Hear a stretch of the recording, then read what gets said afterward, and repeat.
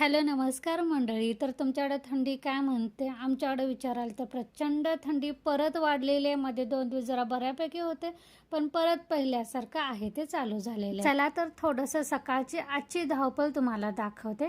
तर इथं माझी भाजी बनवून झालेली आहे. मटकीचे मोड मी घरातच आणले होते, ते थोडे होते. त्यात मी बटाटा ॲड केला, कांदा टोमॅटो घालून मिक्स भाजी बनवून घेतलेली. नीलला फुलके आवडतात, त्यामुळे त्याच्यासाठी फुलके बनवून त्याचा डबा भरून ठेवलेला आहे. आणि हे बघा, हे चष्मा एक मला नवीन लागलेला आहे. तसा तर 8 दिवस झालं आणून वापरायला पण सांगितलेलं आहे, पण मला सवय नसल्यामुळे सारखं ते असं खाली सरकल्यासारखं होतंय आणि असं वेगळंच विचित्र वाटते. कधी सवय होईल काय माहित. कायम त्या चष्म्याला ना हात लावून असं वर सरकवायला असं होतंय. सो ते काय थोड्याच दिवसात मला सवय होऊन जाईल. इथं मी एका बाजूला चहा ठेवलेला आहे तनूला आणि तनूच्या बाबांसाठी, आणि एका बाजूला चहासोबत देण्यासाठी चपाती बनवून घेतल्या. तोपर्यंत पाणी पण आलेलं आहे. बरं झालं एक सकाळ सकाळी पाणी आलं. कसं हे घरच्या कामासोबत पाण्याची पण कामं होऊन जातात, नाहीतर मग पाण्यासाठी पाण्याची वाट बघायला लागतात, मग त्यानंतर त्याची कामं सुरू होतात. तुम्हाला थंडीच्या महिन्यात असं सकाळ सकाळी चहासोबत कोणाकोणाला आवडते चपाती सांगा, आणि या मंडळी चहासोबत चपाती खायला. तर त्या दोघांना चहा चपाती दिल्यानंतर तनूसाठी पण मी लगेच चपात्या बनवून घेतल्या. तो काय आज डबा घेऊन जाणार नव्हता, पण जेवून जाणार होता.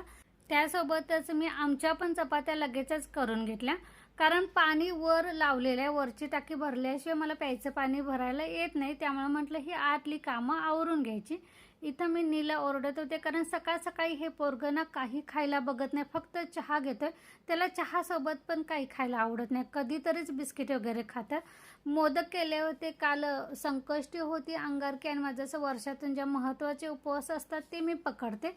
तर असं तांदळाच्या उकडीचे मोदक केले होते, ते होते. त्यातला जर एखादा खा म्हटलं तरी हे पोरगं खायला तयार नव्हतं, म्हणून मी त्याला रागवत होते. थोडंसं का असे ना खाऊन जात जा म्हणून, पण ऐकेल ती पोरं कसली.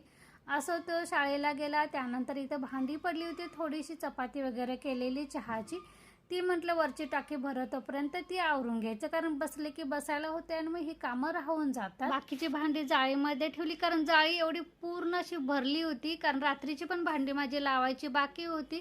ते मोदक वगैरे उकडलेलं पातेलं वगैरे ते जाळीवरच ठेवलं होतं, म्हणून कप वगैरे कधी बाजूलाच ठेवले, कारण जाळीतून पडले की मग त्याचा दांडा फुटतोय, आणि मग ते बिना दांड्याचं कप कधी वापरायला पण येत नाही.